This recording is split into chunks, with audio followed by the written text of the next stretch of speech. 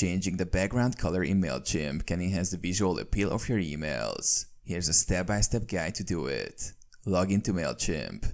Visit Mailchimp's website and log in with your credentials. Create or edit a campaign. Click on Campaigns and either create a new campaign by clicking Create Campaign or select an existing campaign to edit.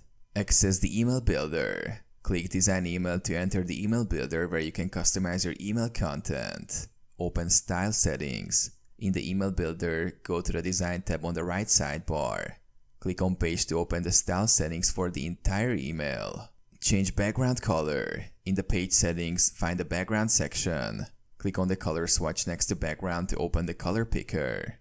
Choose your desired background color from the palette or enter a specific hex color code. The background color of your email will change accordingly. Customize section backgrounds. To change the background color of specific sections, click on the section you want to edit. In the Style tab for that section, find the background option. Select a new color using the color picker. Save and preview. Click Save and close after making your changes. Use the preview option to see how your email looks with the new background color.